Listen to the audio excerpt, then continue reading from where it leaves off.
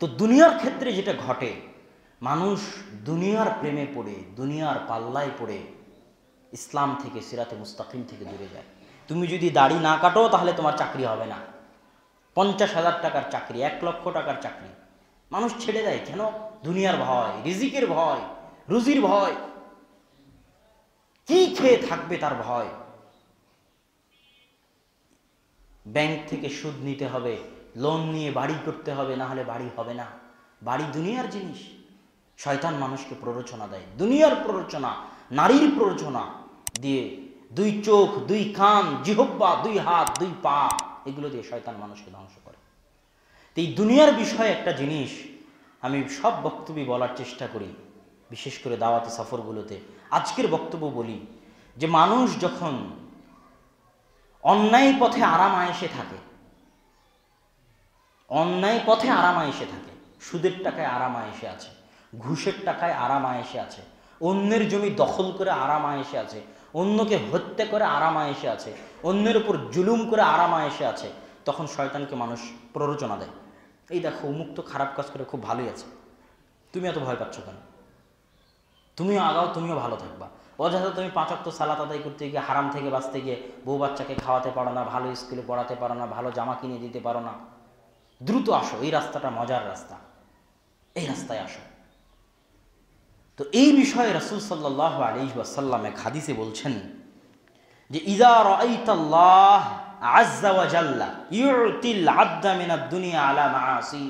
হে দুনিয়ার মানুষ, জেনে রাখো, তোমরা যদি দেখো যে আল্লাহ এমন কোন মানুষকে অঢেল দুনিয়া দিয়েছে, অঢেল দুনিয়া, লাখো কোটি টাকার সম্পদ, 1000 বিঘা জমির মালিক, কয়েকশো তলা বিল্ডিং এর মালিক, রাজত্ব, ক্ষমতা, প্রতিপত্তি দিয়েছে এমন একজন মানুষকে, আলা মাআসি, যে রাত দিন আল্লাহর বিধানের লঙ্ঘন করে, যে রাত দিন প্রকাশ্যে ওপেনে আল্লাহ সুবহানাহু ওয়া তাআলার নির্দেশকে লঙ্ঘন করে, যদি দেখতে পাও এমন কোনো মানুষকে আল্লাহ অঢেল দুনিয়া দিয়েছে, তাহলে জেনে রাখো, জেনে রাখো এই দুনিয়ার মানুষ,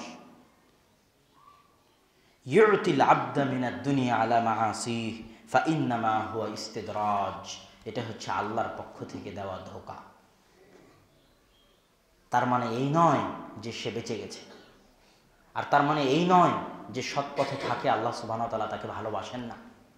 অন্য হাদিসে রাসূল সাল্লাল্লাহু আলাইহি ওয়াসাল্লাম স্পষ্ট বলছেন, ইন্নাল্লাহা ইউতিদ দুনিয়া মান ইউহিব্বু ওয়া মান লা ইউহিব। আল্লাহ দুনিয়া, অঢেল দুনিয়া তাকেও দেন যাকে ভালোবাসেন, অঢেল দুনিয়া তাকেও দেন যাকে ভালোবাসেন না। আল্লাহ ফেরাউনকেও ক্ষমতা দিয়েছেন তাকে ভালো না বাসার পরেও, আল্লাহ সুলাইমান দাউদকেও ক্ষমতা দিয়েছেন ভালোবাসার পরেও, আল্লাহ কারুনকে অঢেল সম্পদ দিয়েছেন ভালো না বাসার পরেও, আল্লাহ দাউদ সুলাইমানকে অঢেল সম্পদ দিয়েছেন ভালোবাসার পরেও। তাহলে অঢেল সম্পদ, ক্ষমতা, প্রভাব, প্রতিপত্তি আল্লাহ যাদের ভালোবাসেন তাকেও দেন, যাকে ভালোবাসেন না তাকেও দেন। কিন্তু আল্লাহর ইবাদত করার সুযোগ, ঈমানের উপর টিকে থাকার সুযোগ, সিরাতে মুস্তাকিমে থাকার সুযোগ, রাতে উঠে আল্লাহর ইবাদত করার সুযোগ, সকালে কোরআন তেলাওয়াতের সুযোগ, দ্বীন ইসলামের জ্ঞান অর্জনের সুযোগ, ফজরের সালাত জামাতে আদায় করার সুযোগ আল্লাহ একমাত্র তাদেরকেই দেন যাদেরকে তিনি ভালোবাসেন। আল্লাযীনা আন'আমতা আলাইহিম, সিরাতে মুস্তাকিম কাদের দেন? যাদের আল্লাহ দয়া করেন, অনুগ্রহ করেন। তাহলে আপনি যে অন্যায় পথে আছেন, ওই অন্যায় পথে থাকাটাই আপনার জন্য আল্লাহর পক্ষ থেকে সবচেয়ে বড় শাস্তি, যে আপনি আল্লাহর দরবার থেকে বিতাড়িত, আল্লাহর রহমত থেকে বিতাড়িত, আল্লাহর সাথে আপনার কোনো সম্পর্ক নাই, আপনি ইতিম, আপনি সুদ, ঘুষ, অন্যায়, অনাচার, জেনা, ব্যভিচারের মধ্যে লিপ্ত আছেন। এটাই আল্লাহর পক্ষ থেকে সবচেয়ে বড় শাস্তি, যে আল্লাহর দরবারে আপনার স্থান হয়নি, আল্লাহর সাথে সম্পর্ক তৈরি করার আপনার সুযোগ হয়নি, আল্লাহর ভালোবাসা পাওয়ার আপনার সুযোগ হয়নি। আর এটাই ওই ব্যক্তির জন্য সবচেয়ে বড় দয়া, যাকে আল্লাহ সুবহানাহু ওয়া তাআলা তার ইবাদত করার সুযোগ দিয়েছে। এই জন্য কেউ যদি আলহামদুলিল্লাহ বলতে পারে কোনো শুকরিয়া আদায় করার ক্ষেত্রে, তো এই আলহামদুলিল্লাহ বলতে পারাটাও আল্লাহর দয়া। এই দয়ার আবার কি দিয়ে শুকরিয়া আদায় করবে? কয়জন দুনিয়াতে আলহামদুলিল্লাহ বলতে পারে? কয়জন? এই আলহামদুলিল্লাহ বলতে পারাটাও কি আল্লাহর দয়া, আল্লাহর রহমত। মানুষ আল্লাহর রহমত ছাড়া পরকালে মুক্তি পাবে না। আমল দিয়ে মানুষ পরকালে মুক্তি পাবে না। নবী রাসূল থেকে শুরু করে সাধারণ মানুষ থেকে শুরু করে সবাই কিয়ামতের মাঠে মুক্তি পাওয়ার জন্য আল্লাহর দয়া এবং রহমতের মুখাপেক্ষী। তো আমরা যেন আল্লাহর রহমত, কিয়ামতের মাঠে যেন আল্লাহর করুণা দৃষ্টি থেকে বঞ্চিত না হই। আল্লাহুম্মা আমিন। তো সম্মানিত উপস্থিতি, আমরা আলোচনার শেষের দিকে চলে এসেছি। আমরা বলেছি শয়তান মানুষকে আক্রমণ করে যে কয়টা রাস্তা দিয়ে, সেটার মধ্যে আমরা দুনিয়ার কিছু আলোচনা করলাম। 2 চোখ আর 2 কান, এই বিষয়ে একটা হাদিস আপনাদের সামনে বলে আজকের বক্তব্য শেষ করব। রাসূল সাল্লাল্লাহু আলাইহি ওয়াসাল্লাম বলছেন, মা তাকাররাবা ইলাইয়া আবদি বিমিসলি আদাই মাফতারাতু আলাইহি। দুনিয়ার কোনো বান্দা আমার নিকটবর্তী হয় না অতটা যতটা ফরজ বিধান আদায় করার মাধ্যমে আমার নিকটবর্তী হয়। তাহলে আল্লাহর নিকটবর্তী হওয়ার একটা বড় রাস্তা কি? আল্লাহ যেগুলো ফরজ করেছেন সেগুলো আদায় করা। 2 নম্বর, ওয়ালা ইয়াজালু আবদি ইয়াতাকাররাব। আর একটা বান্দা ফরজ বিধান আদায় করার পরেও আমার নিকটে আসতেই থাকে বিন নওয়াফিল, নফল দিয়ে, নফল সিয়াম, নফল সালাত, তাহাজ্জুদের সালাত, সোম বৃহস্পতিবারের সিয়াম, মাসের 3 দিনের সিয়াম, 12 রাকাত সুন্নাত, তাহাজ্জুদের সালাত, কোরআন তেলাওয়াত, নফল দিয়ে একটা বান্দা আমার নিকটে আসতেই থাকে হাত্তা উহিব্বা, এমনকি আমি আমার ওই বান্দাকে ভালোবেসে ফেলি। ফাইদা আহবাবতুহু, আর যখন আমি আমার কোনো বান্দাকে ভালোবাসি, কুনতু সামাআহু আল্লাযী ইয়াসমাউ বিহি, আমি তার শ্রবণ হয়ে যাই যেটা দিয়ে সে শ্রবণ করে। ওয়া বাসারাহু আল্লাযী ইয়াবসুরু বিহি, আমি তার ওই দৃষ্টি হয়ে যাই যেই দৃষ্টি দিয়ে সে দেখে। ওয়া ইয়াদাহু আল্লাযী ইয়াবতুশু বিহি, আমি তার ওই হাত হয়ে যাই যে হাত দিয়ে সে স্পর্শ করে। আমি তার ওই পা হয়ে যাই যে পা দিয়ে এমশি বিহা সে চলে। ফাবি ইয়াসমা, আমাকে সাথে করে নিয়ে সে শুনে। অবি ইয়াবসুর, আমাকে সাথে করে নিয়ে সে দেখে। অবি ইয়ামশি, আমাকে সাথে করে নিয়ে সে চলে এবং আমাকে সাথে করে নিয়ে সে ধরে। ওয়ালা ইন সাআলানি, আর আমার এই বান্দা যদি আমার কাছে কিছু চায়, লাউ উতিয়ান্না, আমি আল্লাহ অবশ্যই তাকে তা দিয়ে দিব। ওয়ালা ইনিস্তাআযানি, আর আমার এই বান্দা যদি কোনো কিছু থেকে আমার নিকটে পরিত্রাণ চাই, লাউঈদান্না, আমি আল্লাহ অবশ্যই তাকে সেই বিষয় থেকে পরিত্রাণ দিব।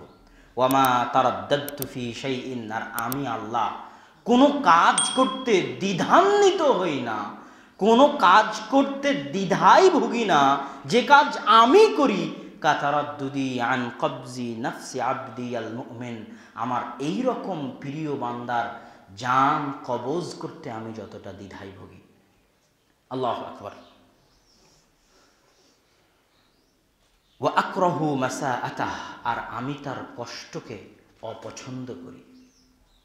এবং এই ধরনের বান্দাদের যদি কেউ কষ্ট দেয়, তাহলে আল্লাহ সুবহানাহু ওয়া তাআলা তার বিরুদ্ধে যুদ্ধ ঘোষণা করেন। তাহলে শয়তান প্রবেশের যে রাস্তাগুলো, আমরা এই হাদিস বলে যেটা বলতে চাচ্ছিলাম, যে শয়তান প্রবেশের রাস্তা 2 চোখ, 2 কান, 2 হাত, 2 পা, এগুলোকে যখন কেউ হেফাজত করতে পারে, ওই সমস্ত কাজ থেকে, যে সমস্ত কাজ আল্লাহ পছন্দ করেন। কেননা একটা অন্তর দিয়ে 2 জনকে ভালোবাসা সম্ভব নয়। আপনি শয়তানকেও ভালোবাসবেন, আল্লাহকেও ভালোবাসবেন, এটা হতে পারে না। যেই কান দিয়ে আপনি গান শুনবেন, ওই কান দিয়ে মৃত্যুর সময় লা ইলাহা ইল্লাল্লাহ বলা আপনার জন্য নসিব হবে, এটা হতে পারে না। ওই কান মৃত্যুর সময় লা ইলাহা ইল্লাল্লাহকে অপছন্দ করবে। যেই চোখ দিয়ে আপনি দুনিয়াতে নগ্ন নারী দেখবেন, ওই চোখ দিয়ে আপনি পরকালে জান্নাতের হুরদের দেখবেন, এটা হতে পারে না। যখনই আপনি শয়তানের এই প্রবেশের রাস্তাগুলোকে আল্লাহর জন্য ওয়াকফ করে দিবেন, কান দিয়ে আল্লাহ যা অপছন্দ করেন তা শুনবেন না, চোখ দিয়ে আল্লাহ যা অপছন্দ করেন তা দেখবেন না, অন্তরে শুধু আল্লাহর ভালোবাসা থাকবে।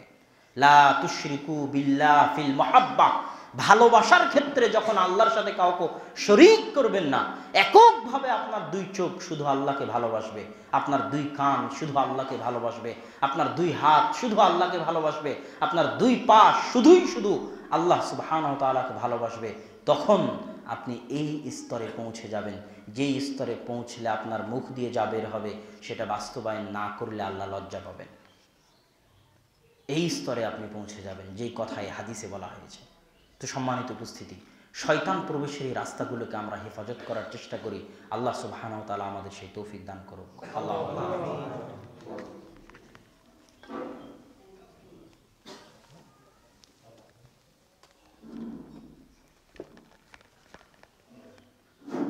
আলহামদুলিল্লাহ ওয়াহদাহ ওয়াসসালাতু ওয়াসসালামু আলা মান লা নাবিয়্যা বা'দাহ। প্রশংসা আল্লাহ সুবহানাহু ওয়া তাআলার জন্য, শান্তি অবতীর্ণ হোক মুহাম্মদ সাল্লাল্লাহু আলাইহি ওয়াসাল্লাম। বক্তব্যের শেষে জরুরি দুই একটি কথা, তার মধ্যে একটি কথা হচ্ছে আমাদের সালাত শেষে সংক্ষিপ্ত প্রশ্ন উত্তর, বিশেষ করে যে সমস্ত দিনী ভাইয়েরা বাহিরের মসজিদ থেকে আসছেন এবং যারা বিভিন্ন দাওয়াতি কাজে অংশগ্রহণ করতে চান, শরীক হতে চান, তাদেরকে আমরা জুমার সালাতের পর বসার জন্য অনুরোধ করছি। এবং যাওয়ার সময় আপনারা বাহিরে বিভিন্ন বই পুস্তক পাবেন, বিশেষ করে আপনাদের শ্রদ্ধেয় শায়েখ আব্দুর রাজ্জাক বিন ইউসুফের লেখা রাসূল সাল্লাল্লাহু আলাইহি ওয়াসাল্লামের সালাত, আইন রাসূল 2 অধ্যায়, মিন্নাতুল বারি, এই বইগুলো পাবেন। আপনারা যাওয়ার সময় নিয়ে যাওয়ার চেষ্টা করবেন। আমরা দ্বিতীয় খুতবায় রাসূল সাল্লাল্লাহু আলাইহি ওয়াসাল্লামের প্রতি দরুদ পড়ব এবং আপনারা সবাইও রাসূল সাল্লাল্লাহু আলাইহি ওয়াসাল্লামের প্রতি দরুদ পড়বেন। মান সাল্লা আলাইয়া সালাতান, যে ব্যক্তি আমার প্রতি একবার দরুদ পড়ল, সাল্লাল্লাহু আলাইহি আশারা, আল্লাহ তার প্রতি 10 বার রহমত বর্ষণ করবেন। ইয়া আইয়ুহাল্লাযীনা আমানু সাল্লু আলাইহি ওয়া সাল্লিমু তাসলিমা। আল্লাহুম্মা সাল্লি আলা মুহাম্মাদ ওয়া আলা আলি মুহাম্মাদ কামা সাল্লাইতা আলা ইব্রাহিম ওয়া আলা আলি ইব্রাহিম ইন্নাকা হামিদুম মাজিদ। في القلب مشاعر أخفيها قد أشرقت الشمس عليها عن خطط لم أعبأ فيها ستكون بأيامي فرقا فحياتي قبل الحلقات تيه بضياع بشتاتي